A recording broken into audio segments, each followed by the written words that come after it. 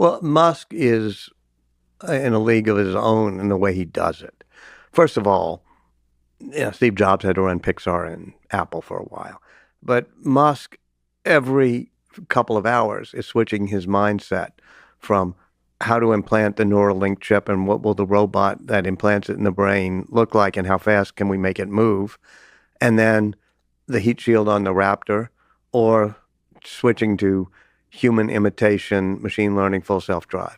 On the night that the Twitter board agreed to the deal, this is huge around the world. I'm sure you remember, like Musk buys Twitter. It wasn't when the deal closed. It was when the Twitter accepted his offer. And I thought, okay. But then he went to Boca Chica, to South Texas, and spent time fixating on, if I remember correctly, a valve in the Raptor engine that had a methane leak issue. And what were the possible ways to fix it? And all the engineers in that room, I assume, are thinking about, this guy just bought Twitter. Should we say something? Yeah. And he's like, and then he goes with Kimball to a roadside joint in Brownsville and just sits in the front and listens to music with nobody noticing really him being there. Mm-hmm. One of the things that's one of his strengths and sort of weaknesses in a way is in a given day, he'll focus serially, sequentially on many different things. He will worry about uploading video onto X.com or the payment system, and then immediately switch over to some issue with the FAA giving a permit for Starship, or with how to deal with Starlink and the CIA. And when he's focused on any of these things, you cannot distract him. And it's not like he's also thinking about, I'm dealing with Starlink, but I've got to also worry about the Tesla decision on the new $25,000 car. Now, he'll, in between these sessions, process information, then let off steam. And for better or worse, he lets off steam by either playing a friend in Polytopia or fire off some tweets, which is often not a healthy thing. But it's a release for him. And he doesn't, I once said he was a great multitasker, and that was a mistake. People corrected me. He's a serial tasker, which means focuses intensely on a task for an hour, almost has a, what do they call it at restaurants where they give you a palate cleanser. Yeah. He does some palate cleanser with Polytopia, and then focuses on the next task. I mean, is there some wisdom about time management that you can draw from that? There's some things that these people do, and you say, okay, I can be that way. I can be more curious. I can question every rule and regulation.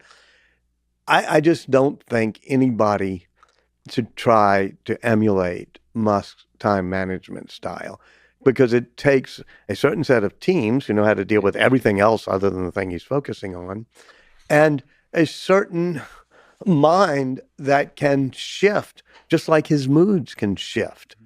You and I go through transitions, and also if I'm thinking about what I'm going to say on this podcast, I'm also thinking about the email my daughter just sent about a house that she's looking at, and I'm multitasking. He doesn't actually do that. He single tasks sequentially with a focus that's hardcore.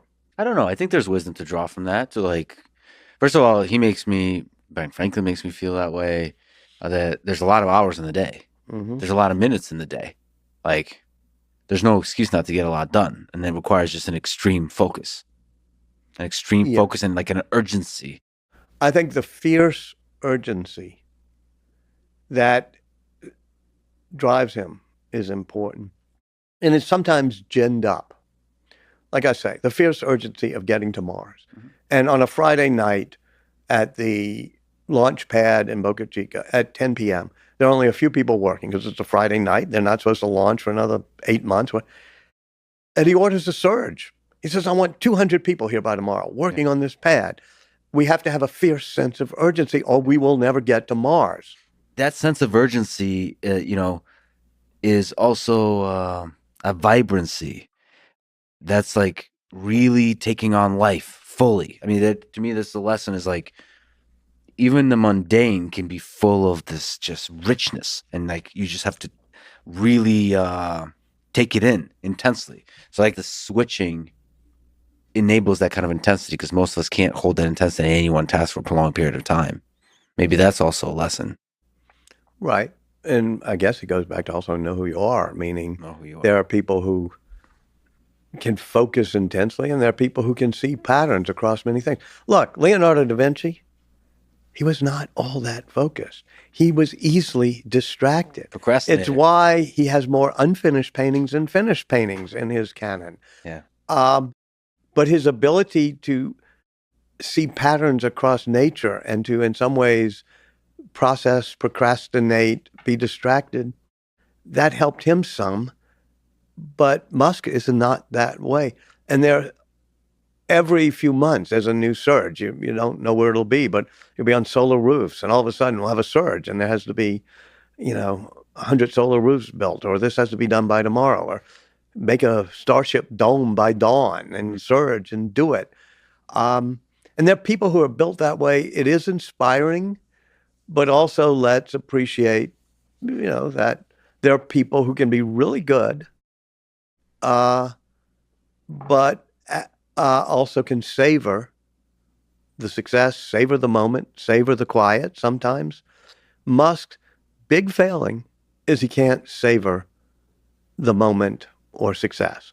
And that's the flip side of hardcore intensity.